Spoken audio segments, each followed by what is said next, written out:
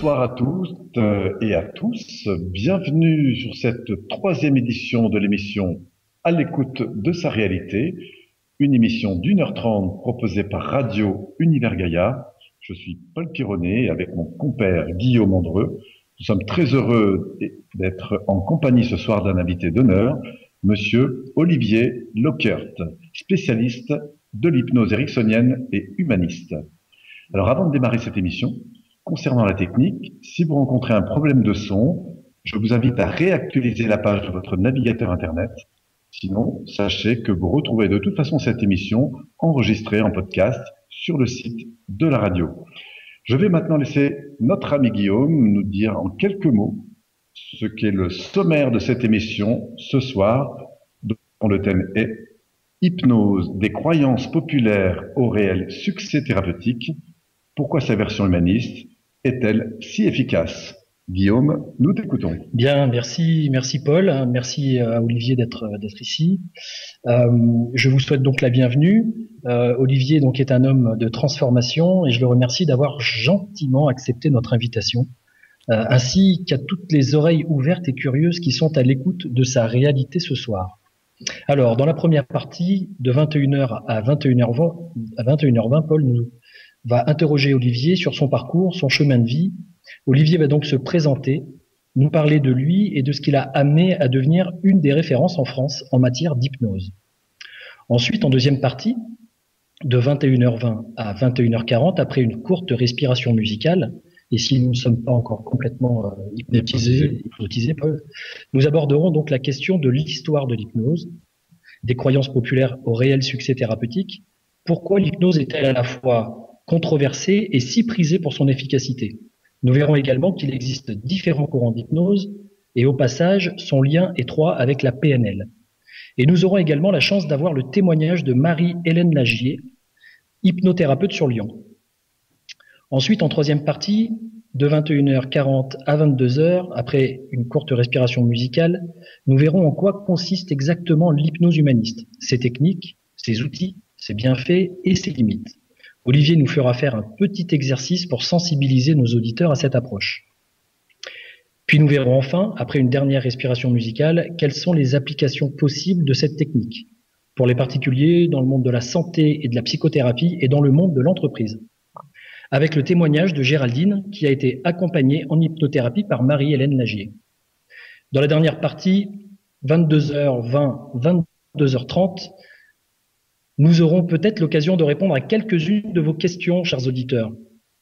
Vous avez la possibilité de les poser via le chat du site Univers Gaïa, Radio Univers Gaïa, ou en appelant à partir de 22h15 au standard de la radio au numéro 09 70 46 22 41. Mais avant, Paul, nous allons découvrir qui est notre invité d'honneur, Olivier Lockert. Oui, merci Guillaume. Alors effectivement, bonsoir Olivier. Bonsoir, ravi Paul. de vous accueillir sur cette radio. Très heureux donc de lancer cette troisième émission avec vous. Alors Olivier, on va commencer peut-être par échanger un petit peu sur qui êtes-vous? Et justement à cette question, qu'est-ce que vous avez envie de répondre? À qui je suis? C'est une grande question. Donc a priori, je suis plutôt connu pour la partie hypnose évidemment. Donc je pratique depuis bien longtemps puisque j'ai commencé très jeune en fait par les hasards de la vie puisque j'ai pas vraiment fait exprès de commencer en psychothérapie. Je me suis retrouvé adolescent à guider, à accompagner des jeunes qui avaient mon âge ou moins, qui étaient en difficulté. Bon, après, comment est-ce que ça s'est produit? C'était plutôt vraiment les hasards de l'existence. Je voulais vraiment pas faire ça au début, mais je me suis retrouvé dans cette situation-là, quoi qu'il en soit. Ça a bien marché. Vous avez eu un autre métier avant? Il y avait quelque chose qui... À l'époque, j'étais adolescent, hein, j'avais 16 ans. Donc... Déjà, l'hypnose vous captait en tant que hypnose directement ou... Alors, en fait, si on veut rentrer dans les détails, moi, je voulais juste faire de l'argent de poche, gagner des sous en tant qu'adolescent. Et comme je fais de la musique depuis toujours, je voulais donner des cours de piano. Mais je me suis retrouvé avec ma première élève qui était une jeune fille de 11 ans qui souffrait d'un handicap qui l'empêchait de bouger ses bras comme elle le voulait. Alors évidemment, pour apprendre le piano, c'était vraiment juste la guigne. Je me suis donc retrouvé à improviser ce que je pouvais pour lui apprendre le piano. Et comme en piano, on va bouger différemment la main droite de la main gauche. Et selon les méthodes utilisées, moi je me suis inspiré des choses qui venaient de Liszt, de Chopin, et qui avaient des exercices pour leurs élèves qui étaient très branchés dissociation. Mais je me suis retrouvé à occuper la personne à droite, lui parler à gauche, ou vice-versa. Et ça, en fait, c'est ce qu'on apprend dès les premiers jours de la formation en hypnose. C'est créer une dissociation. Sauf que c'était complètement involontaire. Moi, je voulais juste qu'elle apprenne à faire du piano, c'est tout. Donc ça a bien marché. Ce n'est qu'après que vous avez en fait compris ce que vous étiez en train de faire de manière complètement intuitive. Mais j'ai commencé, j'avais 16 ans. La première fois où on m'a dit que je faisais de l'hypnose, j'en avais plus de 20.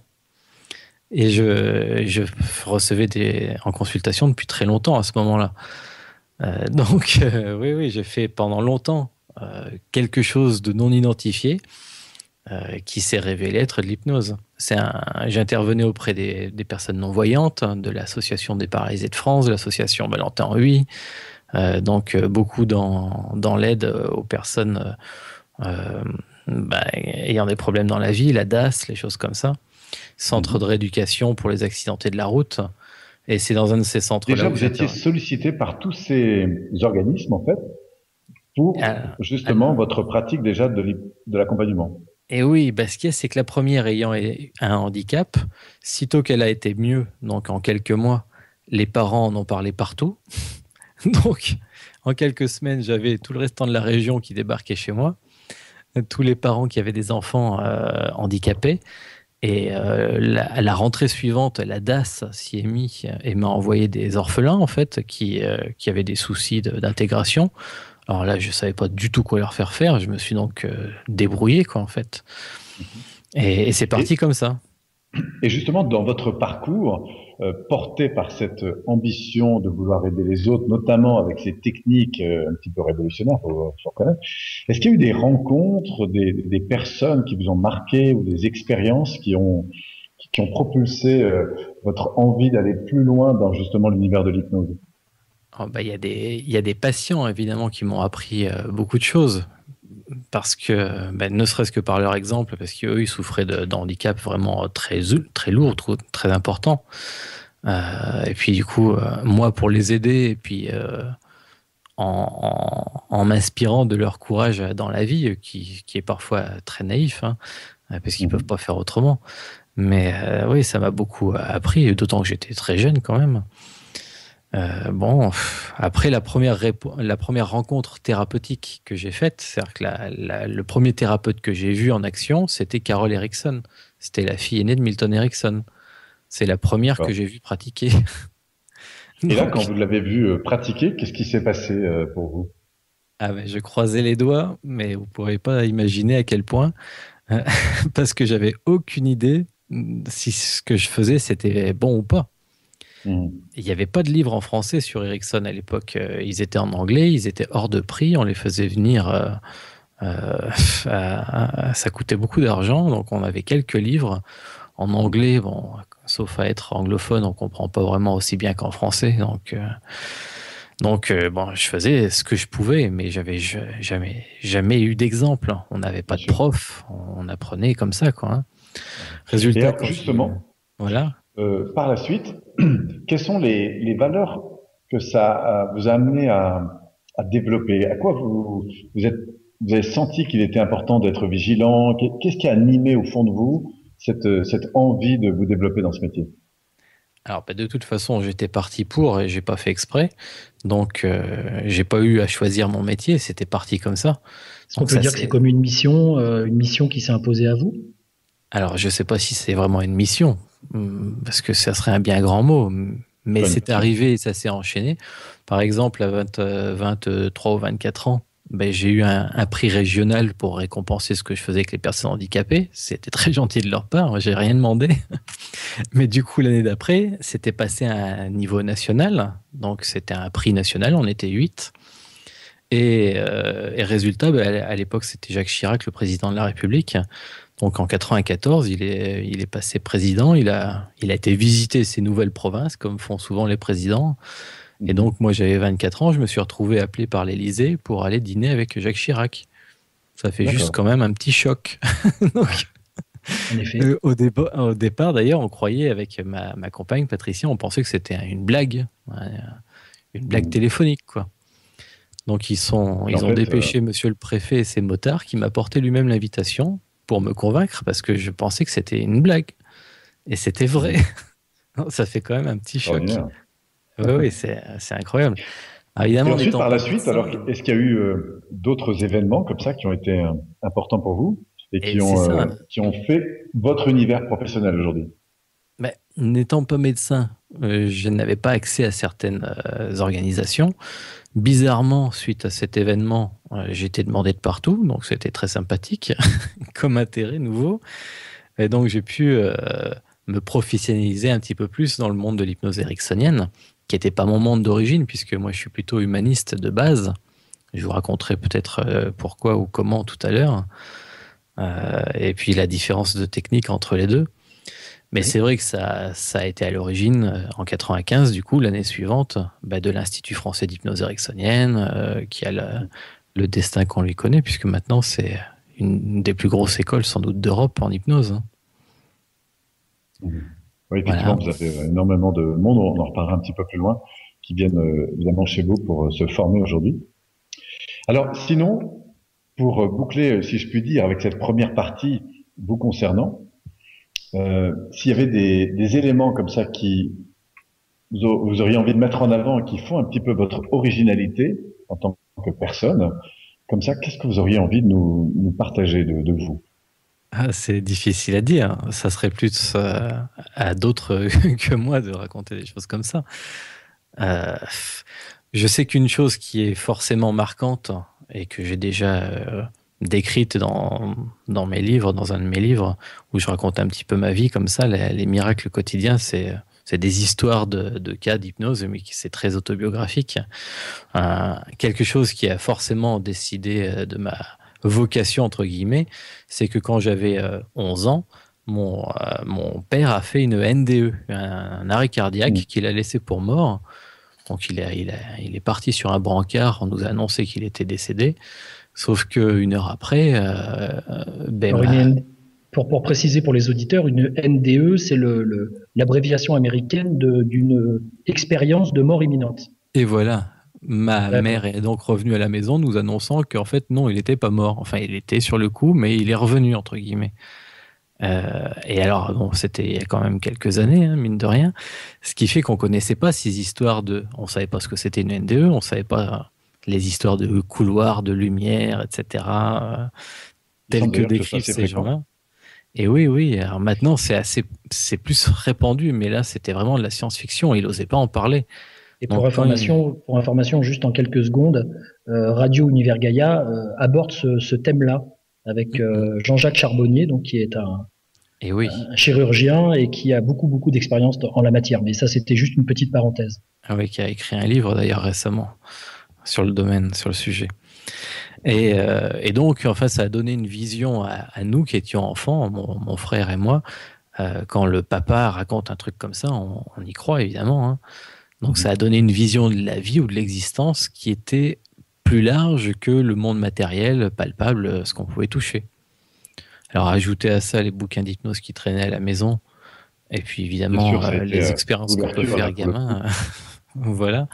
Ce qui fait que quand je me suis retrouvé à aider quelqu'un, ça avait une dimension plus que matérielle ou psychologique même. C'était comme faisant partie de mon histoire de vie. Donc j'imagine que ça a forcément produit son effet quand l'hypnose humaniste est arrivée à la suite. Tout à fait. Alors écoutez, merci déjà de cette première information pour vous découvrir, Olivier. On va bientôt annoncer une petite pause musicale avec une chanson de Sweet Coffee, titre My Moon, mais juste avant, Guillaume, je te propose de nous présenter la suite, cette deuxième partie avec Olivier. Alors donc après cette courte respiration musicale, nous aborderons donc la question de l'histoire de l'hypnose. donc des croyances populaires au réel succès thérapeutique. Pourquoi l'hypnose est-elle à la fois controversée et si prisée pour son efficacité? Nous verrons également qu'il existe différents courants d'hypnose, donc en effet l'éricksonienne déjà, l'humaniste. Et au passage, nous parlerons de son lien étroit avec la PNL, notre domaine, on va dire. Et nous aurons le témoignage de Marie-Hélène Lagier, hypnothérapeute sur Lyon, aux alentours de 21h35 environ. Super, merci Guillaume. Alors on va écouter tout de suite une chanson de Sweet Coffee dont le titre est My Moon. À tout de suite dans quelques minutes.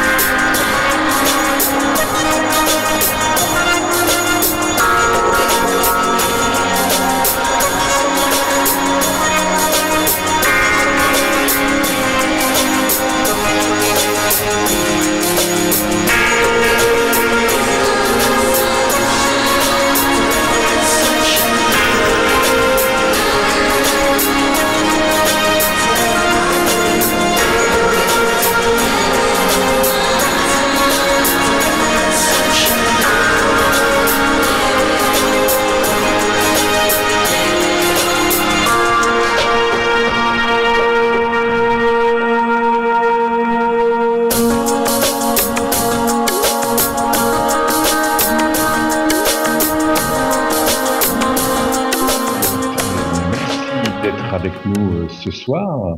On va donc reprendre cette deuxième partie d'émission avec maintenant cette partie 2 avec Olivier Leclerc. Guillaume, qu'est-ce qui nous attend maintenant? Alors comme je le disais tout à l'heure, nous allons aborder maintenant la question de l'histoire de l'hypnose. Pourquoi fait-elle autant parler d'elle? Quelles sont les croyances populaires à son sujet? Quelle différence y a-t-il entre les différents types d'hypnose? Et nous aurons tout à l'heure le témoignage de Marie-Hélène Lagier, donc hypnothérapeute sur Lyon. Alors Olivier, oui. Est-ce que vous pouvez donc nous parler un petit peu plus de l'hypnose et nous en dire plus sur son origine, sur les différents courants, en sachant que moi j'ai entendu parler de Mesmer, qui était peut-être un petit peu à l'origine de cette technique. On a aussi entendu parler que Freud avait touché à cette technique, Jung, Carl Gustav Jung également. Voilà. Est-ce que vous pouvez nous en dire un petit peu plus sur l'hypnose et son histoire? Pourquoi pas, oui, effectivement. Donc, déjà, rapidement, on peut dire que le travail avec l'esprit, l'inconscient, donc les états modifiés de conscience, comme on dit, ça existe depuis qu'il existe des êtres humains, depuis qu'on a le rapport avec nos confrères, nos consoeurs humains. Donc, on a des traces depuis les Sumériens, donc ça fait 6000 ans d'accompagnement par la parole. On en a des traces en Égypte, il y a 4000 ans. On a des écrits vraiment presque dans notre langage, c'est en grec, mais c'est quasiment notre langage avec les philosophes présocratiques, donc le Pythagore, Thalès et compagnie. Évidemment Platon, Socrate à la suite, donc qui étaient les premiers d'ailleurs à parler de la conscience. Donc on a de l'hypnose, en fait, sans le mot hypnose, on a le travail sur l'esprit depuis que les humains existent, quoi. Le mot hypnose, donc, lui, ouais. Voilà, donc l'hypnose, en gros, ce que vous nous dites, c'est que c'est finalement un état modifié de conscience. C'est ça, l'hypnose, c'est un état modifié de conscience. Le terme est connu, même si on ne comprend pas vraiment la teneur exacte du terme. Mais état modifié de conscience, ça serait vraiment comme si on était ailleurs, dans un nuage, etc. L'hypnose habituelle. Finalement, Olivier, pour nos auditeurs, si par exemple je suis en train de rêver tout d'un coup et donc de décrocher de mon espace un petit peu immédiat, est-ce qu'on peut déjà dire que je suis dans un état d'hypnose? C'en est un. Modifié de conscience? C'en est un. Mais finalement, si on imagine l'hypnose comme un état modifié de conscience, ça veut dire que tout ce qui n'est pas notre conscience habituelle, c'est de l'hypnose aussi. Ça veut dire en davantage comme en moins. Si je suis en train de rêver, si je suis dans les nuages ou ailleurs, c'est moins de conscience. Mais on connaît évidemment des états de plus de conscience, quand tout est plus vif, plus pétillant, et c'est pas notre état normal non plus. Et c'est quand même un état modifié. Sensoriel, Oui, c'est un état modifié, mais augmenté. Et voilà. Donc, le plus commun, celui qu'on appelle hypnose, d'où la racine, l'étymologie hypnose, sommeil, le plus commun, c'est celui qui enlève de la conscience. C'est le mot hypnose qui a été inventé en 1840 et quelques par un chirurgien écossais qui s'appelait James Braid. Donc, ce mot-là est devenu à la mode pour désigner le travail par la parole sur des patients, des gens qui en ont besoin. Et c'est très relié à enlever de la conscience aux gens. C'est-à-dire qu'en fait, retirer leur capacité de tirer les fils de leur propre marionnette, les donner au thérapeute, qui va lui faire sa petite cuisine, remettre les fils emmêlés en bon ordre, et remettre la personne ensuite à son état ordinaire de conscience mieux qu'elle était avant. Mais on peut faire autrement maintenant. On en parlera tout à l'heure, ça. Alors justement, parce que c'est une question qui arrive très fréquemment, hypnose, manipulation, etc. Qu'est-ce que vous répondez à cette question, vous, à ces propos en tout cas? Oh ben, il faut bien qu'il y ait de la manipulation. Ça serait comme de vouloir aller voir un kinésithérapeute ou un ostéopathe et pas vouloir qu'il nous touche. Alors, on peut payer la consultation, mais s'il ne nous manipule pas, on a payé pour rien. Il va forcément falloir qu'il nous fasse quelque chose. Donc le médecin, il va vous manipuler la chimie de votre corps en vous donnant des médicaments qui vont bouger cette chimie-là. Évidemment, on ne peut pas le faire à la main. Autant qu'en psychothérapie, on va la manipuler entre guillemets avec des mots, comme l'ostéo ou le kiné va manipuler avec ses mains. Mais de toute façon, le thérapeute, le soignant, il vaut bien qu'il vous soigne. Donc il y aura toujours une forme de manipulation. Alors, est-ce qu'on peut parler d'influencer les gens avec intégrité, d'influence positive ou manipulation positive peut-être? C'est ça, c'est la différence entre la manipulation telle qu'on comprend le mot de manière péjorative, l'influence négative entre guillemets, voilà, celle qui vous pousse à acheter des choses que vous n'avez pas envie d'acheter ou bref, ce qu'on retrouve en pub, en politique et compagnie. Et oui. Au fond, si je suis un papa ou une maman qui, avec sa cuillère dans la main, dit tiens, c'est pour une cuillère pour maman, pour papa, pour grand-père ou grand-mère, parce que finalement, je suis pas en train de focaliser l'attention de mon petit bout de chou sur une chose et du coup de lui glisser ce qui pour moi serait important qu'il prenne, c'est-à-dire sa cuillère de soupe ou d'autre chose. Oui, ben, si on prend la manipulation dans le sens le plus large, alors c'est de la communication. Si je raconte mes vacances et que j'ai envie que ça vous intéresse, je vais faire en sorte d'être le plus possible attractif, avec plein de détails, etc. Et si vous captez mon histoire de là à la partager, alors j'aurai réussi mon coup, mais je viens de vous mettre une humeur, un état d'esprit, mes vacances en l'occurrence, dans la tête. Ben, le thérapeute, il va faire pareil, mais pour soigner une allergie, une phobie, vous aider à arrêter de fumer, etc. C'est ce qu'on appelle de la suggestion. Et ça serait ça la suggestion. Suggérer un état de conscience, suggérer une émotion, suggérer une pensée. Et oui, il y a 2300 ans, du temps de Socrate, il y avait un grec qui s'appelait Antiphon d'Athènes, donc à Athènes, qui avait gravé sur sa porte, alors Antiphon d'Athènes, l'homme qui guérit avec les mots. Donc on savait qu'on pouvait venir le voir lui, parce qu'il faisait que nous parler. Donc eux, ils appelaient ça les Grecs le terpnos logos, le ton de voix terne. Ils parlaient d'une manière ennuyeuse, soporifique, blablabla. Et on savait déjà que les gens qui s'endormaient à moitié en écoutant cette logorée verbale étaient plus réactifs aux mots en question. Et il y avait même des temples, les temples d'Esculape. Esculape, c'est le symbole des médecins maintenant, quand même, donc c'est pas rien. Les temples d'Esculape, c'était des temples du sommeil, où on ne pratiquait que ça. Voilà. D'accord. Alors, qu'est-ce qui fait que cette technique apparemment millénaire, je dirais, qui a été utilisée dans les temps antiques, a eu pendant un temps, je dirais presque mauvaise presse, suscite la crainte des gens, la peur de perdre peut-être le contrôle, je sais pas, d'être endormi.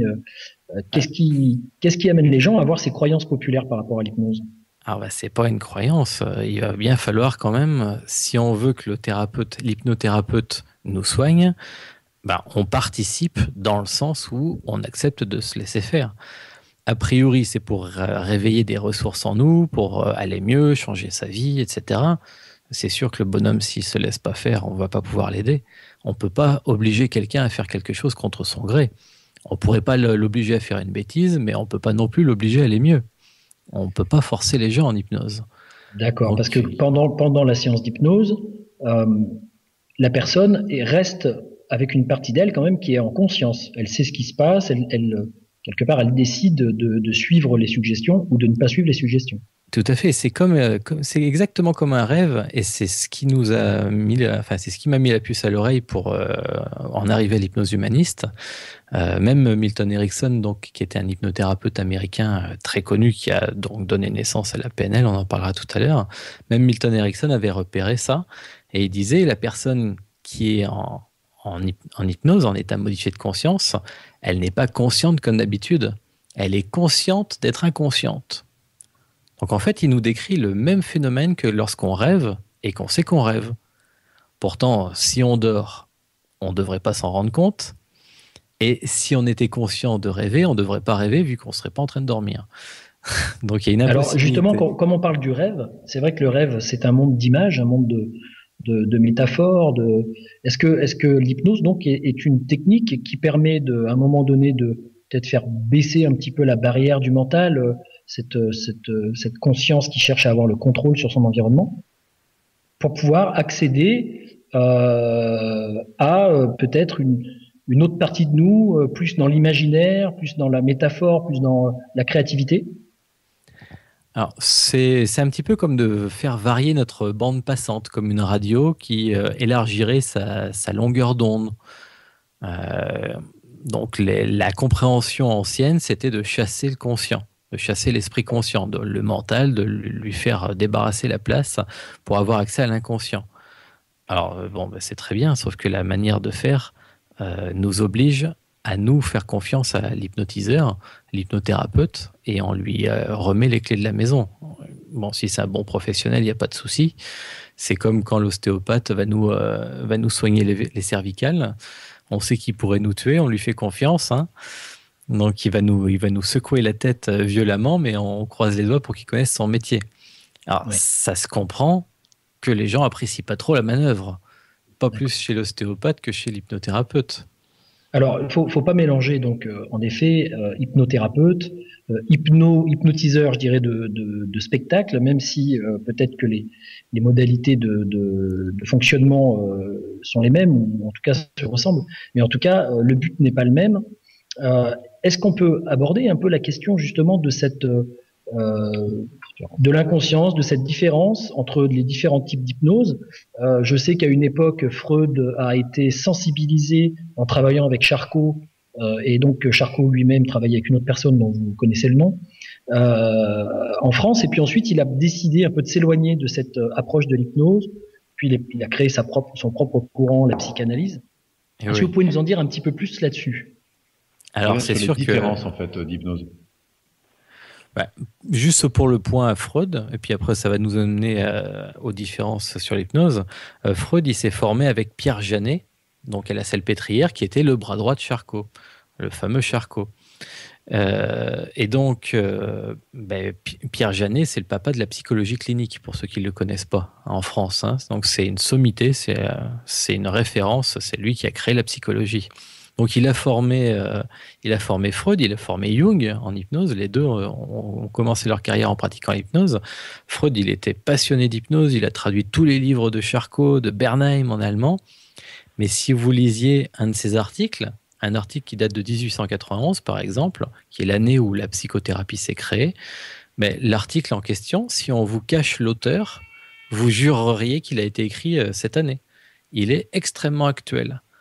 Donc, c'est pas étonnant que Freud ait quitté l'ancienne hypnose parce qu'il était largement trop en avance.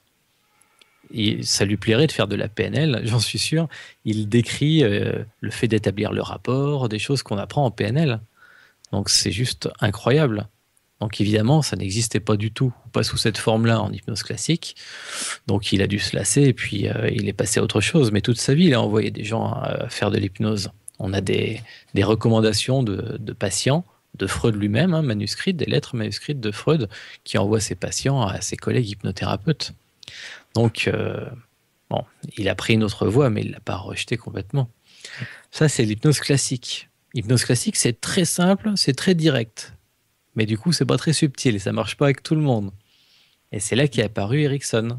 Donc, dans le début du XXe siècle, Milton Erickson, qui était un Américain, un psychiatre et psychologue américain, et qui avait une approche qui était, on va dire, plus rusée de l'hypnose, plus subtile dans le sens de la manipulation d'influence.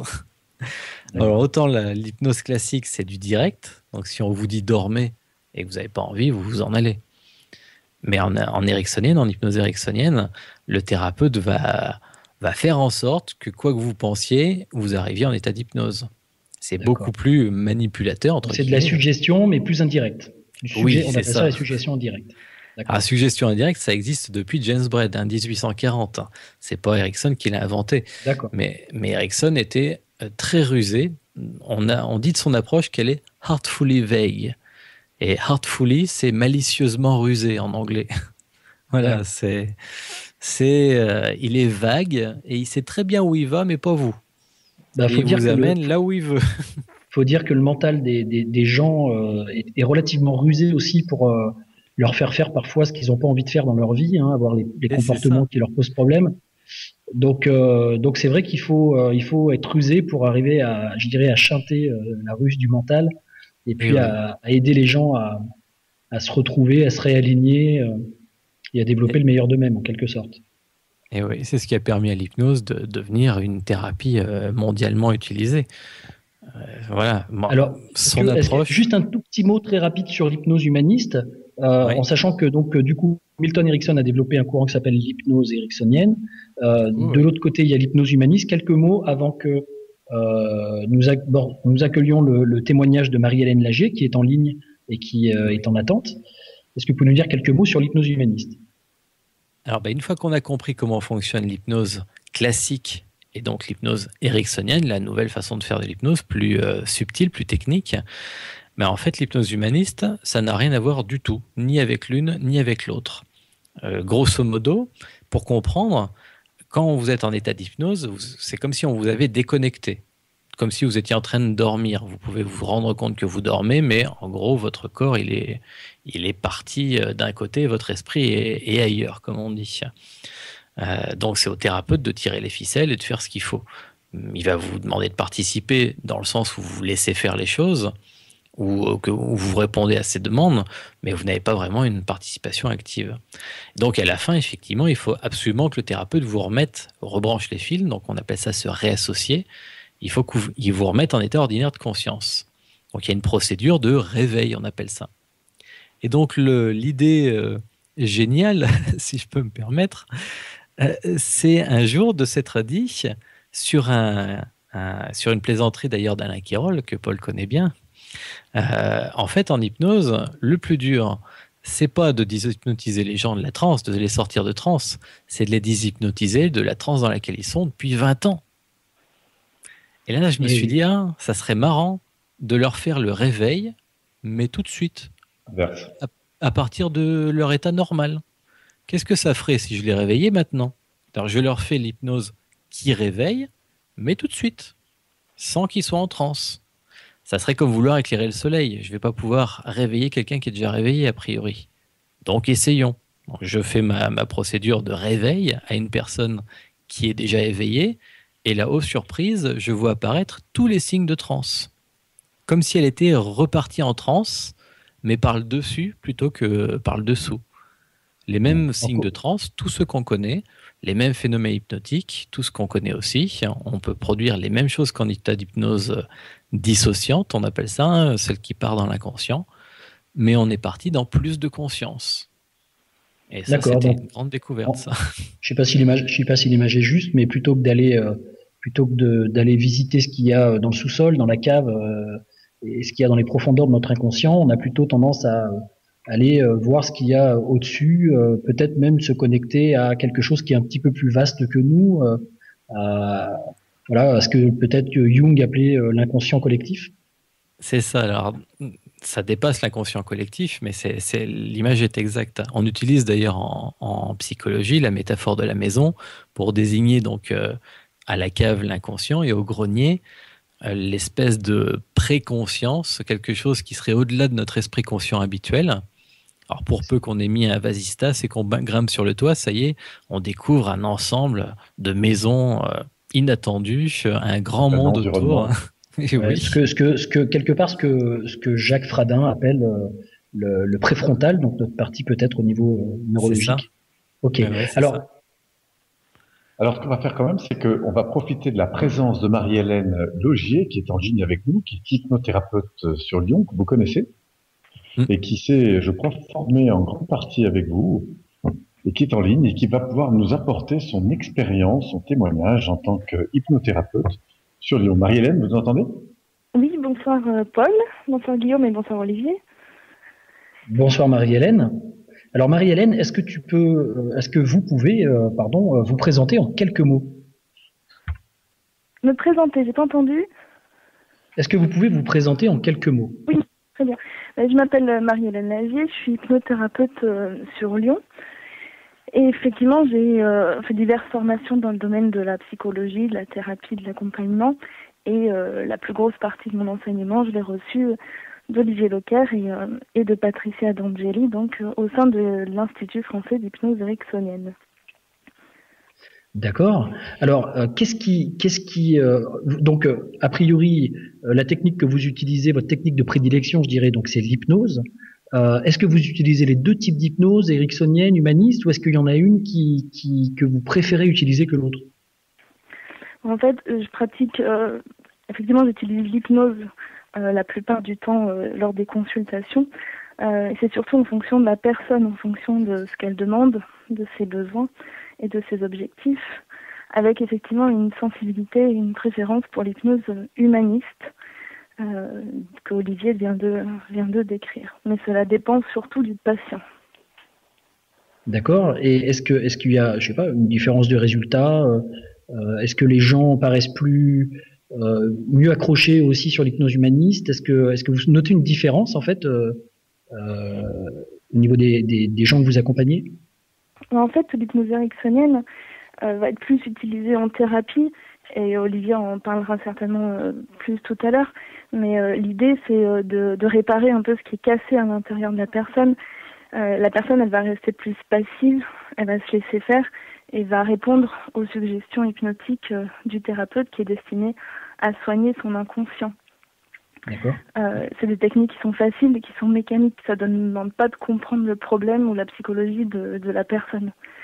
Alors qu'en hypnose humaniste, on va plus l'utiliser en psychothérapie.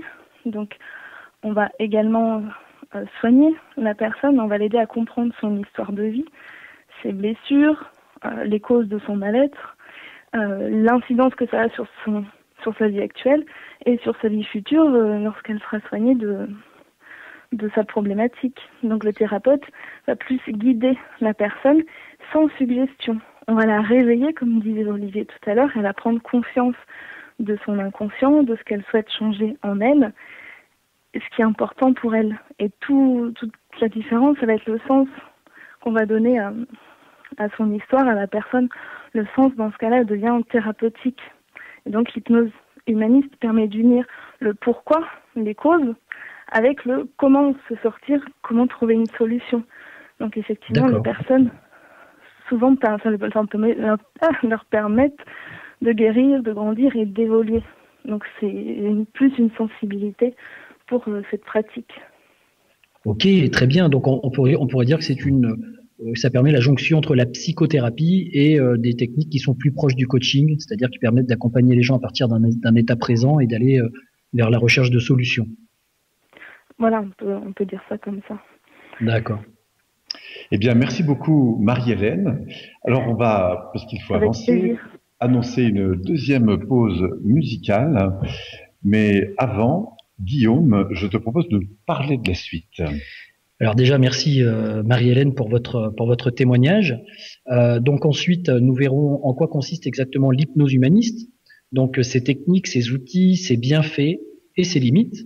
Olivier nous fera faire un petit exercice pour sensibiliser nos auditeurs à cette approche. Donc restez bien à l'écoute. En tout cas, si vous êtes encore réveillé, hein, en état de veille, je dirais, patientez un petit moment. Il va y avoir une petite expérience intéressante après cette pause musicale. Alors oui, nous écoutons donc pour cette pause musicale une chanson de Sting, le titre Désert Rose, et on se retrouve dans quelques minutes pour la suite. Vous allez voir, passionnante. Oui, alors merci à vous tous d'être à l'écoute de cette émission. Aujourd'hui, notre invité d'honneur, Olivier Leclerc. On va reprendre pour cette troisième grande partie, pardon. Après avoir écouté Sting avec ce titre magnifique, Désert Rose. Guillaume, est-ce que tu veux nous redire très succinctement ce qui nous attend maintenant? Oui, bien sûr. Donc maintenant, nous allons donc découvrir en quoi consiste exactement l'hypnose humaniste. Donc ses techniques, ses outils, ses bienfaits et ses limites. On va peut-être revenir sur des choses qui ont déjà été dites un petit peu avant. Olivier nous fera faire un petit exercice pour sensibiliser nos auditeurs à cette approche. Donc si vous êtes prêts chez vous à vivre une petite expérience je dirais, d'état augmenté de conscience, hein, pour le coup, et ben écoutez, restez à l'écoute et ça va être le moment. Voilà. Donc je commence déjà par vous dire de vous installer confortablement dans votre fauteuil ou là où vous êtes en tout cas actuellement.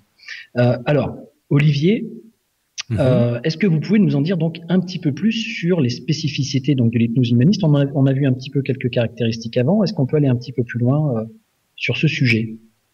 Et oui, bien sûr. Donc, bon, vous comprendrez d'autant mieux, je pense, la différence de l'hypnose humaniste si vous savez comment est-ce qu'on fait de l'hypnose à l'ancienne, entre guillemets. Donc, a priori, comme on a tous un esprit conscient et un esprit inconscient, donc une partie de nous qui est automatique à l'intérieur de nous, c'est assez facile d'augmenter cette faille, cette cassure qui est déjà présente chez tout le monde, qui est naturelle, pour rendre l'inconscient prépondérant, décrocher finalement le contrôle conscient de la personne et la rendre que inconsciente. Je schématise grandement, mais c'est ce qu'on arrive à faire avec l'induction d'hypnose habituelle. Alors pourquoi rendre les gens, pourquoi les amener à ouvrir leur inconscient? Est-ce qu'il y a plus de choses, plus de ressources? Pourquoi? Est-ce que le conscient est limité? Comment est-ce que vous pouvez nous en dire un peu plus? Et oui, alors tout ce qu'on fait est déterminé par l'inconscient. Absolument tout. C'est-à-dire que vous ne pouvez pas cligner des yeux, parler, froncer les sourcils, tenir en équilibre, bouger une main, rien. Et tout est commandé par l'inconscient. Tout ce que vous faites, le cœur qui bat, la température du corps, tout ce que vous pouvez penser, ressentir, etc., tout vient de l'inconscient. Si vous avez envie de vous surprendre et vous claquer des doigts, ben c'est une demi-seconde avant, c'était déjà prévu dans votre inconscient. Donc là, on sait que l'inconscient commande toute la machine. Notre esprit conscient, il n'arrive que trop tard, tout le temps. Donc déjà, ça fait un choc d'apprendre ça. On se dit, bon, là, il y a un problème avec le libre arbitre. Mais heureusement, entre guillemets, évidemment, la neurologie nous a montré qu'on avait quand même un contrôle sur notre biologie, notre corps. Par exemple, si je vois une plaquette de chocolat et je me dis, je me mangerais bien un petit morceau de chocolat. Mais on sait qu'une demi-seconde avant, l'inconscient a lancé l'ordre, mange le chocolat. Et la plupart du temps, les gourmands vont craquer et vont manger le chocolat. Mais il y a des personnes qui ne vont pas manger le chocolat. Et donc, quand on observe le cerveau, on n'a aucun mouvement de l'inconscient qui justifie, alors l'inconscient c'est notre cerveau, hein, c'est la même chose, on n'a aucun mouvement de l'inconscient, donc du cerveau, qui justifie que ce qu'on appelle un potentiel activateur, eh bien, les neurologues ils vont dire il avorte, clac, il se coupe. On aurait dû manger le chocolat à tous les coups, mais certains potentiels sont avortés. Il y a quelque chose qui commande même à l'inconscient et qui l'a interrompu. Ça ne peut pas être notre petit esprit conscient, puisqu'on sait qu'il arrive une demi-seconde après. Donc, c'est pas beaucoup, une demi-seconde, mais c'est quand même trop tard. Donc, qu'est-ce que c'est qui a interrompu l'inconscient? Ben, il se trouve que c'est nous. Et quand on nous pose la question, on dit « j'ai interrompu l'inconscient, j'ai décidé ». Et là, on sait, en observant le cerveau, que ce je, que le nous dont on parle n'est pas l'esprit conscient. Et que cette Donc, il y aurait un conscience-là... espace Et ouais, entre cet inconscient, qui serait lui en mode vraiment automatique, et ouais. et puis cette partie plus consciente, c'est ça, Et qui, voilà. du coup, offre justement cet espace dans lequel vous engagez, si je puis dire, vous invitez la personne à s'engager, c'est ça? Ouais. Alors c'est vrai que c'était difficile à percevoir comme présence, puisque autant que l'inconscient, c'est toujours là. La conscience, avec un C majuscule, si on veut faire la différence avec notre petit esprit conscient, la conscience, donc cette espèce de chose qui donne l'ordre même à l'inconscient, et qui est notre vrai nous finalement, puisque quand on décide de claquer des doigts, l'inconscient a donné l'ordre une demi-seconde avant, mais une demi-seconde avant ça, donc une pleine seconde avant, on voit le potentiel activateur qui commence sa courbe sur les instruments de mesure médicaux, et ça, c'est pas l'inconscient. Il y a quelque chose de non identifié qui vient de lancer notre cerveau, qui a lancé la commande. Et Alors, donc, c'est ça qui est conscient quand on rêve. C'est ça qui fait que les neurologues disent la conscience a un droit de veto sur l'inconscient. Donc, on laisse faire la machine en automatique, mais si ça ne nous arrange pas, on peut l'interrompre. Donc, ce que les hypnothérapeutes habituels font, c'est qu'ils débranchent cette capacité de contrôle des personnes en dépotentialisant le conscient. On appelle ça, on fait de la confusion, on va les secouer un peu dans tous les sens et on augmente la cassure naturelle entre le conscient et l'inconscient. La personne étant out, l'hypnothérapeute prend le contrôle, elle reste consciente de ce qui se passe, mais comme on est conscient de rêver, c'est sa grande conscience qui est consciente de ce qui se passe, mais son contrôle est débranché. Bon, ce qu'on fait en hypnose humaniste, c'est donc exactement l'inverse. Au lieu d'augmenter la cassure entre le conscient et l'inconscient, on la réduit. On aimerait bien l'annuler même carrément si on pouvait. On fait ce qu'on peut pour l'annuler, mais du moins on la réduit le plus possible. Donc on redonne le contrôle. Alors pas du conscient, pas de l'esprit conscient, puisqu'il arrive toujours trop tard celui-là, hein, mais on augmente le contrôle de la grande conscience, de la conscience majuscule, celle qui a même donné l'ordre à l'inconscient, et qu'on voit sur les graphiques, c'est pas de la science-fiction, hein. On Olivier, augmente le contrôle de cette conscience. Oui, c'est là, moi. pour tout vous dire, je vous ai un petit peu perdu. Oui. Alors, je voudrais savoir par un exemple concret. Reprenons la métaphore du chocolat. Je suis dans ma cuisine, il est 11 heures, et habituellement, quand je passe devant cette plaque de chocolat, j'aime bien me prendre, justement, un peu par réflexe, comme ça, un bout de chocolat. Oui. Si là, vous m'accompagnez, est-ce que vous pouvez m'expliquer de manière précise qu'est-ce qui se passe ou qu'est-ce que vous m'offrez de particulier, justement, pour sortir de cet automatisme? Alors, deux manières de faire en hypnose. Alors, on appelle ça qui dissocie quand on augmente la cassure. En hypnose qui dissocie, en hypnose dissociante, je vais débrancher votre esprit conscient, avoir accès directement à l'inconscient et lui expliquer gentiment, mon cher ami l'inconscient, ça serait bien que tu arrêtes de faire manger du chocolat à la personne en question. Je me doute bien que vous mangez pas trop de chocolat. Ou alors que c'est volontaire. Donc ça, c'est l'hypnose d'habitude. Bon, maintenant, puisqu'on sait, on le voit sur les graphiques médicaux de comment fonctionne le cerveau, on sait qu'il y a une conscience qui a donné l'ordre même à l'inconscient. Donc on sait que la personne pourrait très bien le faire elle-même. Plutôt que la débrancher davantage et moi instruire son inconscient, je vais inverser l'induction humaniste, c'est l'induction hypnotique, je vais l'inverser pour au contraire donner le contrôle conscient à la personne qui elle-même va pouvoir instruire son inconscient. Et moi, je n'aurais fait que la guider dans l'état qui va lui permettre de se soigner toute seule. D'accord. Alors est-ce que là, avec votre explication, vous n'êtes pas déjà un petit peu en train de nous hypnotiser finalement? Pendant qu'on est conscient, inconscient et que notre conscience... Alors, ça peut faire un double effet parce que d'abord, effectivement, si ça vous confusionne, ça peut perturber comme ferait l'hypnose d'habitude. Mais de toute façon, c'est vrai que l'hypnose humaniste est très pédagogique. C'est-à-dire que quand vous prenez un coup de barre en fer sur la tête et que vous tombez évanoui, vous dites autant j'ai perdu conscience que j'ai perdu connaissance. Oui. Donc en fait, la connaissance ou la conscience, c'est pareil. un neurologue vous expliquerait, les neurologues, même français, travaillent là-dessus. Il y en a à Paris qui font des bouquins sur la conscience. Donc un neurologue vous expliquerait que la conscience, c'est de l'information, c'est de la connaissance. Donc le fait que je vous dise, vous avez cette partie-là de vous qui peut contrôler, ça vous rend capable de le faire maintenant, alors qu'il y a 10 minutes, vous n'auriez pas pu, juste parce que vous ignoriez sa présence. D'accord. Donc, où je me rends compte, en fait, qu'à chaque fois que je prends ce chocolat, je peux être conscient, ne serait-ce que du geste que j'ai et du choix, peut-être, de...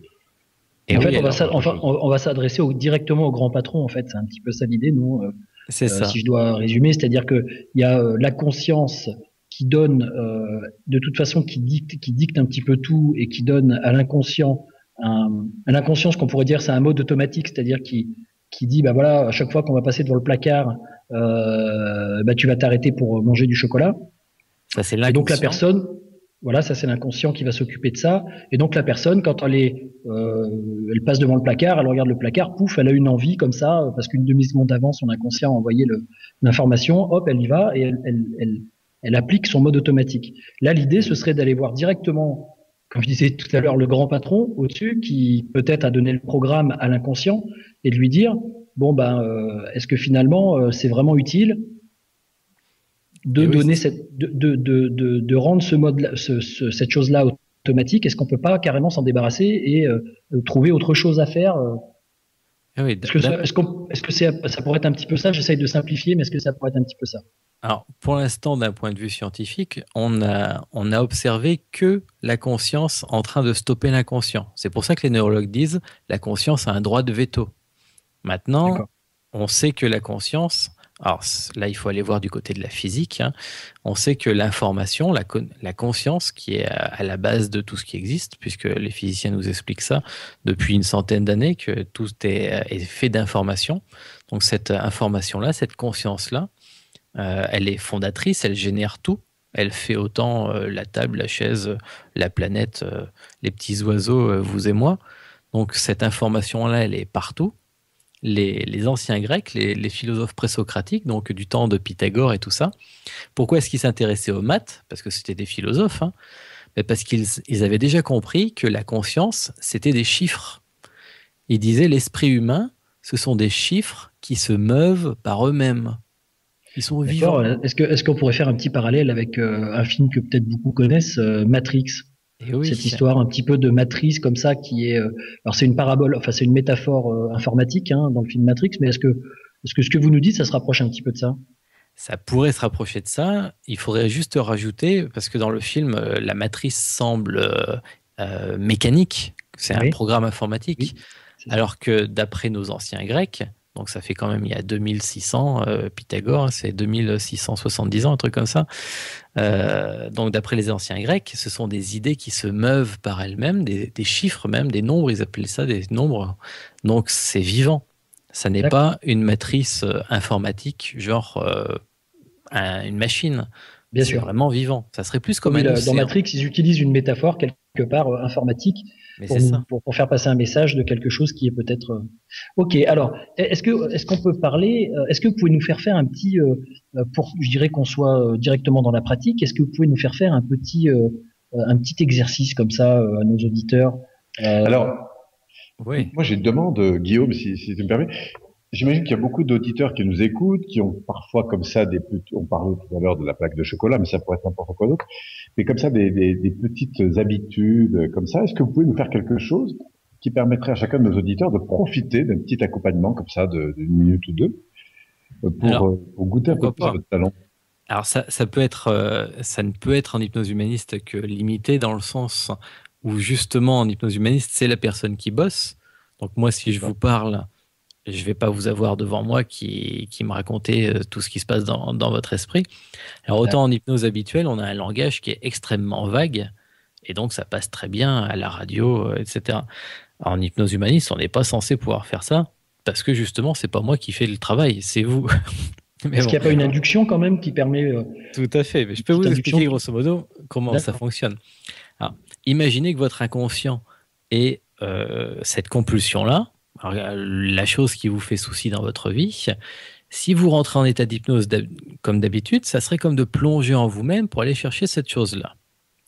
Or, on sait très bien maintenant que tout ce qui existe a une sorte de moule, comme un moule à gâteau, et que s'il existe des plantes, c'est qu'il y a le moule des plantes quelque part. Cette information-là, cette espèce de bain de la vie, il y a cette information qui existe et qui dit, voilà, ben, telle plante existe. Les biologistes et tout ça nous expliquent qu'il existe des moules, entre guillemets, des champs morphogénétiques, on appelle ça, pour les poissons rouges, les érables, chaque être qui existe. C'est Rupert Sheldrake, le scientifique qui a parlé des champs morphogénétiques. C'est ça. Résultat, si vous fermez les yeux et qu'au lieu de plonger à l'intérieur de vous, vous vous imaginez, je vais faire très rapidement puisqu'on n'a pas beaucoup de temps, mais imaginez que vous soyez un soleil. Donc vous dépassez les limites de votre corps physique, si on peut dire ça comme ça. Vous vous ouvrez comme une fleur de lotus ou une rose. Vous vous ouvrez. Les anciens hypnotiseurs du temps de Bernheim, Charcot, ils appelaient ça l'extériorisation de la sensibilité, parce qu'ils savaient déjà faire ça aussi. Donc vous vous ouvrez, vous vous ouvrez, vous vous ouvrez. Moi, je n'ai pas utilisé un ton de voix spécial ou des suggestions, parce que je ne suis pas censé vous aider à faire ça. Ça serait court-circuiter votre libre arbitre.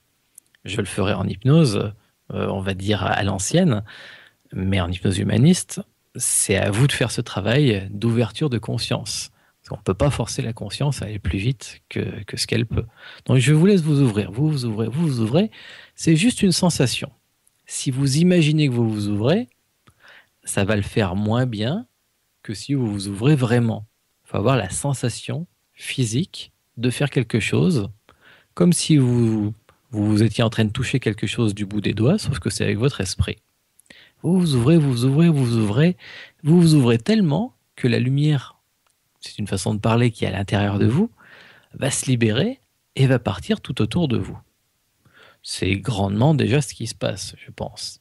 Un petit peu comme si on était dans une piscine, que quelqu'un bouge, ça fait bouger toute l'eau, et du coup ça vous fait bouger aussi.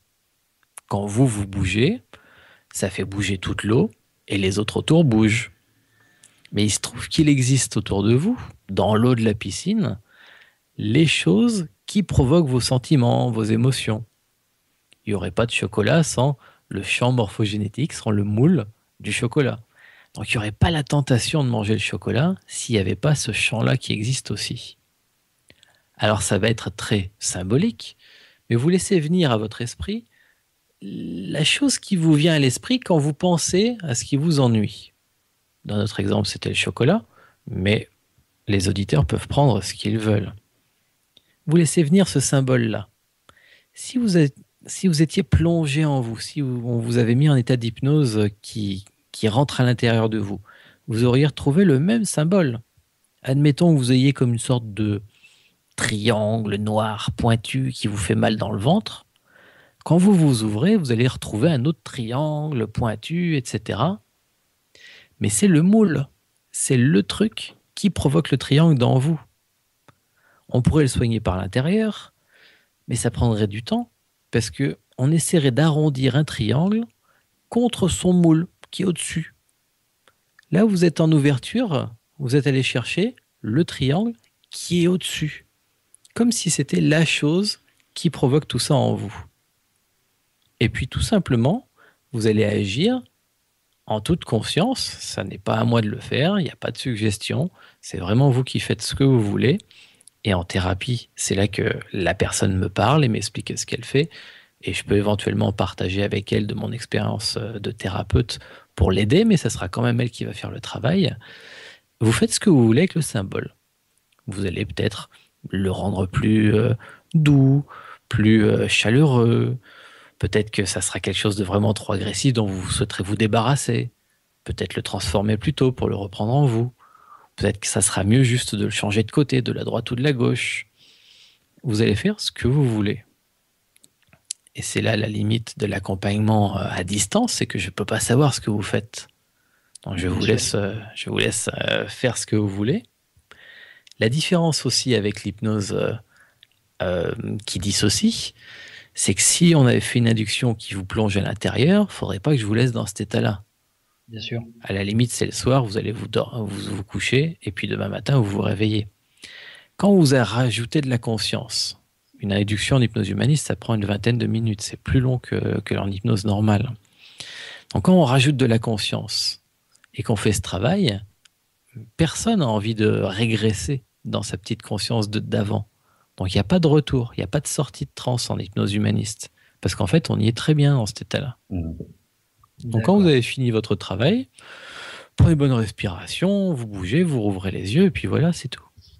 D'accord. Donc on là, va reprendre une respiration, justement. On va reprendre une respiration musicale. En sachant que là, donc vous avez, dans le discours que vous nous avez donné, utilisé automatiquement donc des suggestions, et que les personnes se sont donc imaginé ce que vous disiez, et que au travers du fait de s'imaginer ce que vous disiez, quelque part, ils avaient une partie d'eux qui était en état de conscience augmenté ou élargi, et donc il y avait une forme d'hypnose qui était présente. Surprendre à avoir des différences à leur insu. Ça reste potentiellement possible. Maintenant, comme je vous le disais, une induction d'hypnose humaniste, ça dure une bonne vingtaine de minutes, parce que c'est long. C'est un échantillon. Et oui, c'est grosso modo comment ça se produit. Mais si on voulait le faire en vrai, ça serait plus long. Excusez-moi, Olivier. On va quand même faire une petite pause musicale pour se poser un petit peu l'esprit avec Vanessa Paradis, un titre qui s'appelle Il y a, mais avant, Guillaume, tu vas nous dire ce qui est dans cette dernière partie d'émission avec Olivier. Alors nous verrons donc ensuite quelles sont les applications possibles donc de l'hypnose humaniste pour les particuliers qui nous écoutent, dans le monde de la santé, puisque beaucoup de médecins utilisent également des techniques d'hypnose, dans la psychothérapie, et également dans le monde de l'entreprise. Super, alors on y va pour cette petite pause musicale avec Vanessa Paradis, le titre « Il y a », à tout de suite. Alors Guillaume, tu vas nous dire quel est le contenu de cette dernière partie avec Olivier. Très bien, alors nous allons maintenant donc voir quelles sont les applications possibles de cette technique pour les particuliers, dans le monde de la santé, de la psychothérapie et le monde de l'entreprise. Et nous aurons un petit témoignage donc d'une personne, Géraldine, qui est une patiente de Marie-Hélène Lagier, et donc qui va appeler d'ici quelques instants, je pense, pour témoigner d'ici une dizaine de minutes. Voilà, donc Olivier, est-ce que vous pouvez donc nous dire quelles sont les applications donc de l'hypnose? Qu'est-ce qu'on peut traiter avec cette technique ou éventuellement ne pas traiter? Voilà. Alors, il y a énormément d'applications. Comme Richard Bandler, le fondateur de la PNL, le co-créateur de la PNL le disait, il vaudrait mieux se demander qu'est-ce qu'on ne peut pas faire avec l'hypnose ou comment faire pour utiliser l'hypnose pour mon souci en question. Donc, les indications de l'hypnose dissociante sont déjà très très nombreuses. Maintenant, ça reste mécanique. C'est arrêter de fumer, perdre du poids, etc. etc. Comme l'a très bien expliqué tout à l'heure Marie-Hélène Lagier, si on rajoute ce qu'on peut faire en hypnose humaniste, littéralement, on double les indications. C'est-à-dire qu'on peut faire 2 fois plus de choses. Si on listait sur une grande feuille tout ce qu'on peut faire en hypnose, on aurait 2 feuilles. Ça serait 2 fois plus. Parce qu'on va rajouter la psychothérapie, donc traiter les choses qui échappent au domaine mécanique et qui sont de l'ordre du mal-être, des choses répétitives, transgénérationnelles, pourquoi pas, des soucis de couple, l'éducation de vie qu'on a pu avoir, etc. On va aider la personne à se reconstruire, comme ferait un psychologue ou un psychothérapeute, sauf que ça ne va pas prendre 8 ou 10 ans, ça va prendre quelques séances comme on ferait en hypnose ericksonienne ou en PNL. Voilà. Sauf qu'en hypnose ericksonienne et en PNL, on ne peut pas faire ça. Ça va rester des indications plus mécaniques. La seule contre-indication à l'hypnose normale, à l'hypnose qui dissocie, habituelle, ce sont les troubles psychotiques. Parce que par définition, ce sont des troubles dissociatifs, donc la personne se coupe en deux, son esprit se fend en deux, se casse en deux. C'est littéralement la schizophrénie. Schizo, c'est double, phrénos, c'est l'esprit, un double esprit, ça s'est coupé en deux, quoi.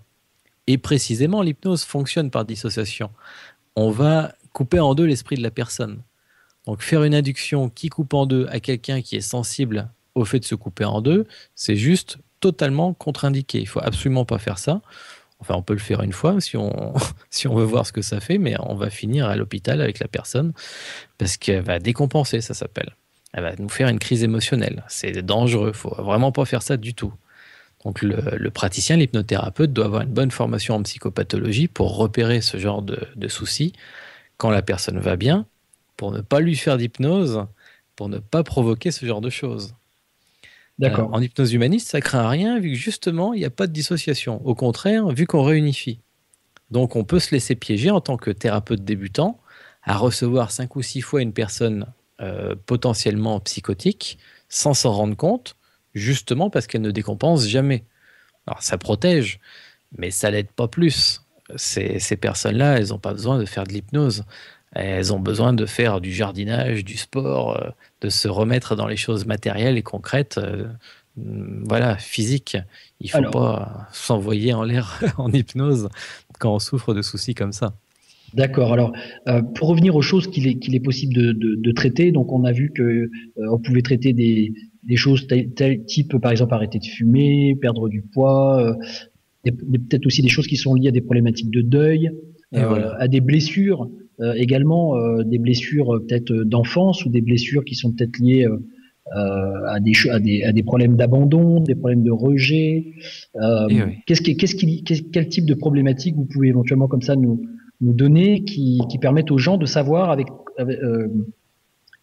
qu'est-ce qu'ils peuvent traiter avec cette technique? Ça sera difficile pour la personne de choisir. C'est vraiment, comme nous l'expliquait Marie-Hélène Légier, c'est vraiment le thérapeute qui va choisir. Alors, je vous donne un exemple. La personne arrive, souhaite arrêter de fumer. Et je lui fais une technique comme on pourrait en faire en PNL ou en hypnose ericksonienne. Et ça marche très bien, formidable. J'ai reprogrammé, entre guillemets, j'ai aidé son inconscient à trouver d'autres solutions plutôt que fumer.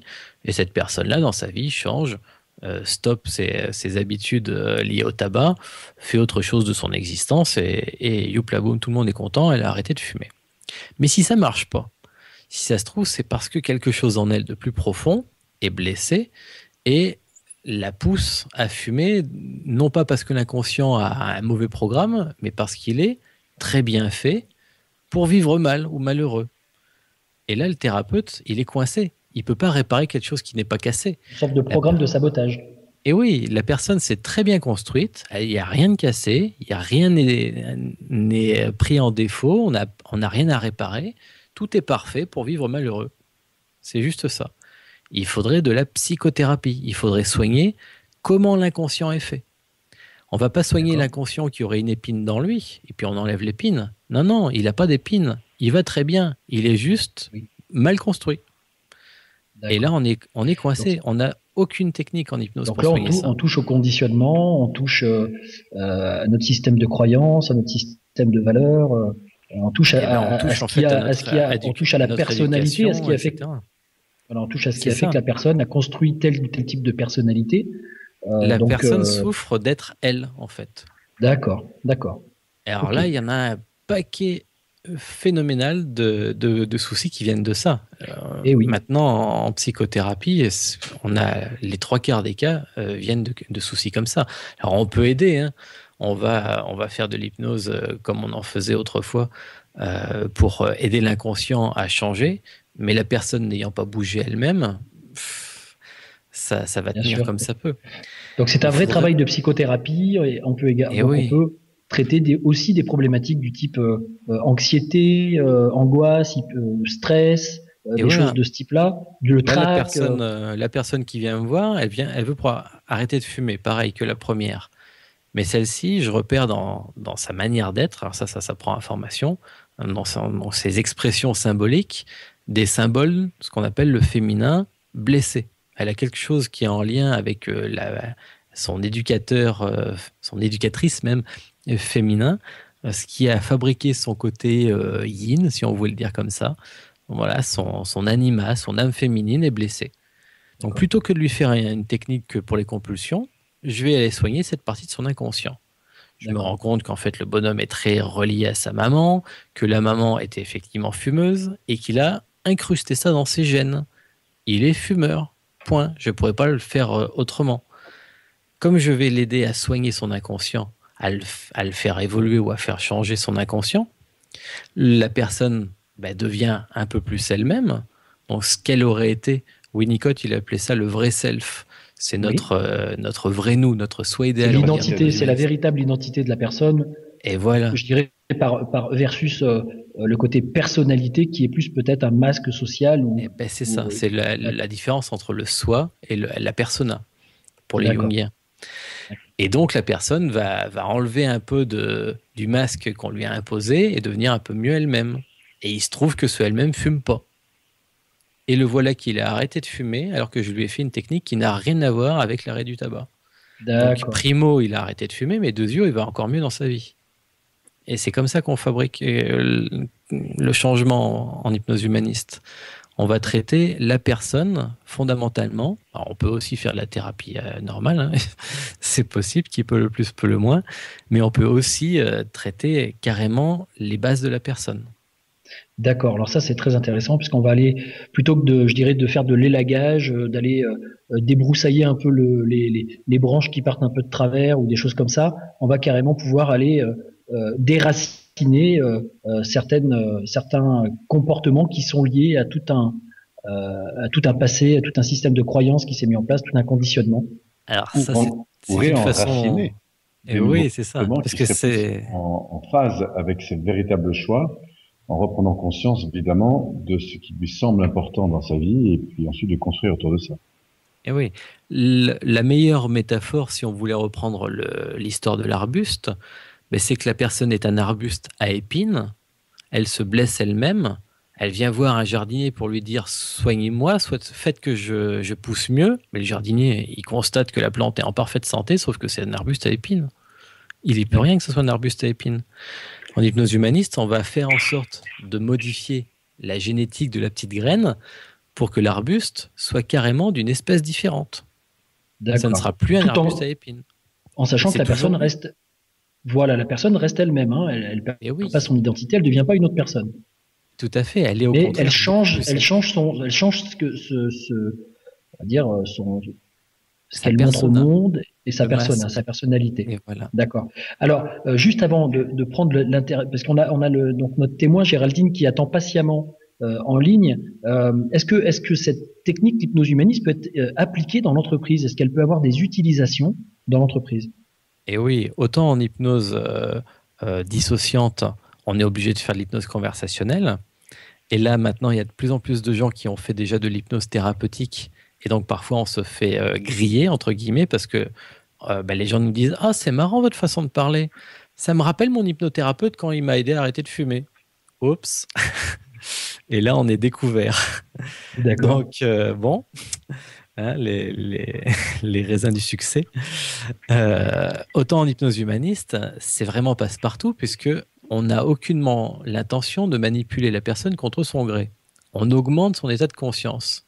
On fait exactement la même chose que dans une réunion de brainstorming, quand tout le monde se met ensemble et qu'on a des idées qui nous viennent qu'on n'aurait pas eu tout seul. Sauf que la personne est toute seule. Donc, c'est l'avantage et l'utilisation en coaching, c'est que la personne n'a pas à faire confiance au thérapeute, vu que c'est elle qui va travailler. Elle n'a pas à lâcher prise, vu qu'au contraire, elle gagne prise. Elle ne perdra pas conscience, elle sait ce qui se passe, elle fera que ce qu'elle veut. Elle racontera que ce qu'elle veut de sa vie. Donc elle aura peut-être par contre plus accès à sa créativité, plus accès à ses ressources, je dirais peut-être à ses capacités, à ses compétences. Mais parce qu'on va avoir les mêmes avantages qu'en hypnose, donc il y a une technique qui va vraiment loin dans l'inconscient, dans les tréfonds de l'inconscient. Donc on a le beurre et l'argent du beurre. On a les avantages de l'hypnose sans les inconvénients qui étaient obligé de faire confiance, de lâcher prise, de se laisser faire, si ça se trouve de raconter sa vie sans savoir ce qu'on a raconté, et toutes les choses que craignent les personnes.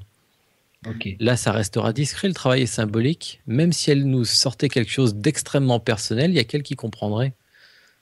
Donc on pourrait très bien faire ça en coaching, et ça se fait déjà beaucoup, hein. C'est passé dans des revues spécialisées comme Le Nouvel Économiste, donc qui n'est pas une revue où on s'attendrait à trouver de l'hypnose. Et de quelle hypnose il parlait? Il parlait de l'hypnose humaniste, forcément. D'accord, alors très bien.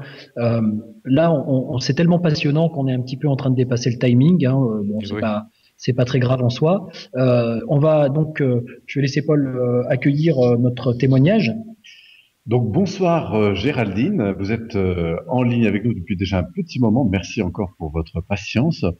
Alors vous avez, je crois, déjà expérimenté un petit peu l'hypnose en tant que personne accompagnée. Est-ce que vous voulez nous en dire un peu plus? Oui, en fait, j'ai consulté Madame Nagy il y a un peu plus d'1 an maintenant, sur les conseils d'une amie, car j'ai vécu un drame. C'est-à-dire que j'étais en période de, j'avais demandé le divorce et mon mari s'est suicidé. Voilà. D'accord. Donc j'ai eu donc j'imagine que c'est un choc extrêmement important. Oui, très important. C'est dur après de se reconstruire. C'est dur d'avancer. Alors on fait semblant d'aller bien et puis un jour, on craque. Et il faut demander de l'aide, faut pas avoir peur. Faut pas avoir peur de demander de l'aide. Et il y a toujours quelqu'un qui est là pour nous. Et pour moi, ça a été Madame Nagy. Que je remercie encore. Ça a été de la magie, pourquoi alors? Pardon? Ce que vous dites, c'est que vous avez rencontré Marie-Hélène. Oui. C'est ça. Et que... J'étais tout à fait contre. J'y croyais pas du tout, en fait, au départ. Je croyais pas du tout en hypnose. D'accord. Et c'est une amie qui m'a conseillé de la rencontrer. Donc j'y suis allée vraiment en marche arrière. Et puis, j'ai pas regretté. À l'instant où elle m'a ouvert sa porte, c'est vrai qu'il y avait quelque chose qui s'est passé. Et puis, la conversation, je crois qu'elle a duré bien 1 heure. D'accord. C'est vrai que quand je suis sortie, il y avait toute cette colère en moi qui sortait, j'étais apaisée. J'étais enfin apaisée. Voilà, au bout de 2 ans. Quand on a préparé un petit peu cet appel, vous disiez que vous avez donc, grâce à cette technique de l'hypnose humaniste, traité donc problème de la culpabilité. Et puis également, donc, cette technique vous a aidé à faire le deuil pour pouvoir passer à autre chose, pour pouvoir de nouveau faire de nouveaux projets, de nouveau reprendre goût à la vie. Voilà. Vous occupez de vos enfants puisque vous avez des enfants. Combien de séances de travail vous avez faites et sur quelle période? Alors on a fait une séance par mois et on en a fait 4. 4 séances. Bien sûr, je sais que je retournerai à la fin certainement parce qu'il faut approfondir certaines choses pour moi-même, pour la confiance en moi. Moi, je l'ai déjà bien reprise, mais j'ai des petites choses encore pour moi à peaufiner. D'accord. Je ne la remercierai jamais assez. D'accord. Et vous m'aviez dit que vous étiez allé voir un psychiatre aussi avant. Vous aviez testé d'autres. En fait, mon médecin m'a envoyé chez un psychiatre avant le suicide de mon mari, parce qu'il a fait 4 tentatives avant. Et donc, il m'a aidé à me préparer à l'éventualité. Le jour où ça arriverait, mais il n'y croyait pas trop. Il pensait tous que c'était des menaces, mais qu'il ne les mettrait pas à exécution. Et en fait, une fois que le suicide s'est malheureusement produit, en fait, il n'y a pas eu d'aide vraiment après.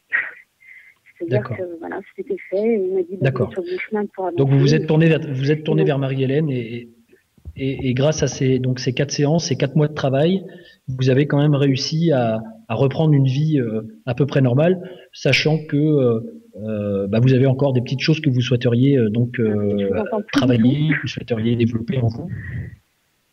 Ah, je vous entends plus du tout. Je disais que vous m'entendez plus du tout. D'accord. Alors c'est étonnant. Est-ce que Olivier, vous nous entendez ou pas? Oui, je vous entends. D'accord. Alors c'est peut-être un souci de téléphone, alors peut-être. Oui. Bon, écoutez, en tout cas, Géraldine, on vous remercie beaucoup pour ce témoignage. Et puis on vous souhaite une bonne continuation et de continuer à avancer dans votre vie et pouvoir aller dans la direction que vous souhaitez.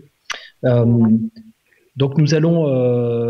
Alors je ne sais pas s'il y a d'autres appels, s'il y a des personnes s'il y a des questions d'auditeurs.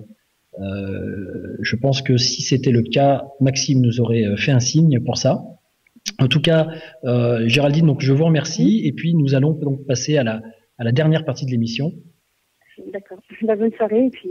Merci Géraldine. Si vous avez des problèmes, ne pas hésiter à l'appeler, à demander de l'aide. D'accord. Vous nous dites que s'il y a des personnes qui ont des problèmes, qu'elles n'hésitent pas à demander de l'aide. C'est bien ça? Voilà, à demander de l'aide. Il y a toujours une personne qui est là pour nous. Voilà. D'accord, très bien. Eh ben, merci. Merci Géraldine, votre message va être entendu. Alors effectivement, Guillaume, on va passer à la dernière partie avec notre invité, Olivier.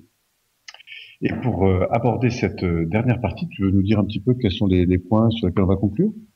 Ben, on va donc, Olivier, est-ce qu'il y a quelque chose que vous souhaiteriez ajouter par rapport peut-être au témoignage qui a eu lieu? Est-ce qu'il y a des choses comme ça que vous souhaiteriez nous dire, qui vous sont venues à l'esprit? Non, c'était très émouvant, hein. C'est vrai. Il y a des moments qui sont terribles dans l'existence. Et c'est vraiment effectivement très humaniste de dire ça. Il y a toujours quelqu'un pour nous aider. Mais il faut avoir le courage de se tourner vers les autres. Oui. On n'est pas forcément éduqué à ça. On a notre petite fierté. Voilà. Mais Teilhard de Chardin disait qu'il n'y a qu'un seul mal, c'est la désunion. Comme si c'était le fait de s'isoler, l'individualité. Bon, ça a du bon, évidemment, mais ça crée aussi beaucoup de nos soucis. Il suffit de regarder l'actualité avec les vagues de suicides et tout ça dans les entreprises, justement. Bref. Donc, c'est vrai que les blessures de la vie, faut qu'on a tendance à se recroqueviller souvent sur soi-même et à devenir un petit peu méfiant, en sachant que quand on va voir quelqu'un comme ça pour se faire accompagner, la personne nous apporte pas ses propres solutions et est pas là pour nous conseiller. Elle est là pour vraiment nous permettre de développer nos propres ressources, pour nous donner accès à nos propres solutions. Donc c'est je dirais comme un copilote qui nous permet de prendre en main notre guérison quelque part. Bien sûr. C'est toujours important que les personnes entendent ça et qu'elles hésitent surtout pas à se renseigner sur les différentes techniques qui existent. Alors Olivier, est-ce que vous pouvez, justement en parlant des techniques qui existent, déjà il y a des informations que les personnes peuvent avoir, je pense, sur ce que vous faites. Donc je vais laisser Paul vous poser quelques petites questions à ce sujet. Oui, alors parce qu'on va bientôt s'approcher de notre conclusion d'émission, donc quelques éléments à mon avis importants pour nos auditeurs. D'abord Olivier, je crois que vous avez écrit un certain nombre de livres et que vous venez d'en terminer un. Est-ce que vous voulez nous dire un petit peu de quoi il s'agit ? Ah oui, alors là, les livres, j'en ai écrit beaucoup et je suis en train d'en terminer plusieurs en même temps. Mais bon, le plus intéressant en ce qui concerne l'hypnose humaniste, ça va être le prochain livre sur l'hypnose humaniste, justement, qui va sortir aux éditions Très Daniel. Très Daniel, ça sera qu'à la rentrée prochaine, hein, il est en cours de travail chez l'éditeur. Il est terminé, mais bon, il ne sortira qu'à la rentrée prochaine. Je pense que ce sera un livre accessible vraiment au plus grand nombre et qui permettra à tout le monde de découvrir les techniques. Maintenant, si vous cherchez un thérapeute, ça serait plus facile pour vous, si vraiment vous avez besoin d'aide, allez voir sur le site de l'hypnose humaniste. Il y a un annuaire de thérapeutes qui sont certifiés. Les gens ont fait un grand cursus. Il a été vérifié, validé par la pratique, par des écrits. Ils sont suivis, ils sont supervisés. Donc, ce sont des thérapeutes auxquels vous pouvez faire confiance. Donc, le site. Pour justement les trouver, ces thérapeutes, ces intervenants, est-ce que vous pouvez nous indiquer où aller exactement ? Voilà, si vous tapez hypnose humaniste sur un moteur de recherche comme Google, vous allez tomber sur le site. C'est hypnose-humaniste.com. Mais si vous recherchez hypnose humaniste, vous tomberez directement dessus. Et là, il y a un annuaire. Il y en a des dizaines et des dizaines dans toutes les régions, y compris un peu partout dans le monde. Donc, il y a beaucoup de thérapeutes et il y en a de plus en plus qui se forment. Donc il y a moyen de trouver de l'aide. Alors, moi, par exemple, je fais de la formation et je fais de l'accompagnement au coaching avec des outils de PNL et autres outils, cohérence cardiaque. Si demain, je veux me former à l'hypnose humaniste, aux outils de l'hypnose humaniste. Bien, vous allez voir sur le même site. D'accord. Et au lieu d'aller cliquer sur annuaire, vous cliquez sur formation. Et puis, il y a des formations toute l'année. Il y a une université d'ailleurs d'été. 1 an sur 2, c'est soit l'hypnose ericksonienne, soit l'hypnose humaniste. Et cet été, c'est l'hypnose humaniste. Ah ça tombe bien. Bon, par contre, il faut peut-être se dépêcher parce que c'est très vite rempli. Mais bon, je pense que ça doit être encore bon si vous avez envie de vous former. Ça se déroule en 30 jours. Hein. Il y a 15 jours d'initiation générale à toutes les formes d'hypnose, classique, comme sur YouTube, avec les inductions instantanées, l'hypnose ericksonienne, bien sûr, la nouvelle hypnose, ce qu'on appelle la nouvelle hypnose qui inclut la PNL, et donc l'hypnose humaniste. Et ensuite, les 15 jours suivants, vous vous spécialisez soit en ericksonienne, soit en humaniste. Et cet été, c'est l'humaniste. Ceux qui veulent faire l'ericksonienne, ils pourront continuer un petit peu après. Donc ça se passe cet été. Mais vous pouvez écouter de l'hypnose aussi sur le site. Ça, je sais pas, il faudra peut-être le mettre sur le site internet de la radio. Ou sur YouTube avec le podcast. Oui. Et voilà, c'est le site, sur le site MP3. Voilà, c'est ça. MP3 hypnose gratuit. C'est pareil, si vous tapez MP3 hypnose gratuit sur un moteur de recherche comme Google, vous devriez tomber sur le site tout de suite. mp3-hypnose-gratuit.com. Il y a plein d'inductions. Il y a des inductions de toutes les formes d'hypnose. Elles sont gratuites. Vous pouvez les télécharger librement. Il y a des centaines de milliers de téléchargements. Je crois qu'on doit dépasser en ce moment les 750 000 téléchargements. Disons que ça fait une phénoménal. Grosse demande. Ah oui, c'est énorme. Donc ça a beaucoup de succès. Bon, ce sont des inductions que Patricia m'accompagne, Patricia D'Angeli et moi-même avons créées. J'ai même fait la musique. Bon, ça vaut ce que ça vaut, mais ça aide beaucoup de gens, et si ça peut vous aider, ça nous fera grand plaisir. Écoutez Olivier, merci beaucoup. Alors moi j'ai en plus eu le grand plaisir de vous retrouver, parce qu'on s'était croisés il y a quelques années dans le cadre de la PNA, je me souviens. Et oui, on se connaît depuis longtemps. Effectivement, quand on voit votre progression toutes ces années, c'est phénoménal, donc grande félicitations. Merci. Et puis Guillaume, on s'approche de la fin de notre émission. Alors peut-être un dernier petit conseil qu'on pourrait proposer à notre auditeur préféré, donc Olivier ce soir. S'ils avaient une petite chose comme ça à communiquer à nos auditeurs, quel serait le message ? Un message humaniste, ça serait le même que la personne qui a témoigné. Ça serait de plus souvent se tourner vers son prochain et puis d'oser demander. Il y a une petite caricature qui circule en ce moment sur Internet, sur Facebook. C'est le dessin d'un groupe de gens dans un métro et tout le monde pense « Ah, les gens sont individuels, regardez, il n'y a que moi qui suis bien. » Mais tout le monde pense la même chose. Il suffirait de sourire et de s'adresser la parole pour se rendre compte que finalement tout le monde est très sympathique. Donc ça serait vraiment ça, oser demander de l'aide, ou ne serait-ce que oser davantage contacter son prochain. Ça soulagerait bien des maux avant même qu'on ait besoin de thérapie. D'accord. Car effectivement, c'est grâce aux liens et aux échanges que nous évoluons. Et c'est souvent l'inverse d'ailleurs, quand on va mal, c'est qu'on a tendance à se couper de ces échanges. Donc encore une fois, une belle occasion de pouvoir avancer dans les relations avec les autres, de se mettre en contact avec eux et de partager finalement ce à quoi on aspire. En tout cas, un grand merci Olivier pour cette contribution à cette émission sur l'hypnose humaniste. Un grand merci aussi à Marie-Hélène Lagier ainsi qu'à Géraldine qui a témoigné dans le cadre de cette émission. Et puis surtout, un grand merci aussi toujours à notre super équipe de cette radio, à savoir Maxime Robin qui était à la technique, ainsi que Isabelle Coupeau qui est responsable de cette nouvelle radio, Univers Gaïa. On a toujours autant de plaisir, Guillaume, de participer à cette émission. On remercie bien sûr toutes les personnes qui nous ont écoutés ce soir. Sachez bien sûr que cette émission est enregistrée et bien sûr sera en podcast sur cette même radio, sur le site. Et puis nous allons la communiquer aussi probablement sur différents supports.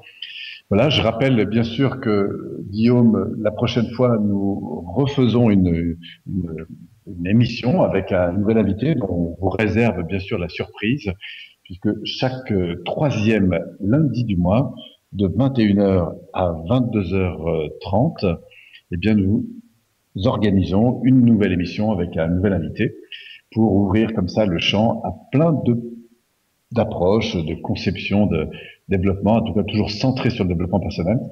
Merci encore. Guillaume, petit mot pour conclure. Ah pardon Paul, j'étais encore connecté à mon soleil intérieur, j'étais en train de rayonner dans tout l'univers qui m'entoure. Je dirais que le château est presque illuminé là à l'heure actuelle. Donc merci beaucoup Olivier pour d'avoir accepté notre invitation et puis d'avoir pu permettre aux auditeurs de découvrir un petit peu plus effectivement cette technique. Nous avons là abordé quelques thème autour des blessures, autour de la personnalité. Il faut savoir que donc on aura une prochaine émission, peut-être celle du mois de mai, qui se fera avec François Delivray sur ce thème-là, sur le thème sur ce qu'on appelle le prince crapaud masque. Voilà, donc ça c'est une future émission et ça me donne envie d'approfondir encore un petit peu ce thème. Donc on va essayer de voir quelles sont les personnes qui pourraient intervenir et nous permettre d'approfondir ça. Et puis je remercie bien sûr Maxime, Isabelle et les deux personnes qui ont témoigné. Et puis je dis donc à ces chers auditeurs qui sont restés très attentifs, les oreilles ouvertes, à l'écoute de la réalité d'Olivier Lequert. Je les remercie et je leur souhaite une très bonne nuit. Merci. Super, merci Olivier. Très bonne soirée à tous. Merci à tous nos auditeurs. Prenez soin de vous. Très bonne fin de nuit et à tout bientôt.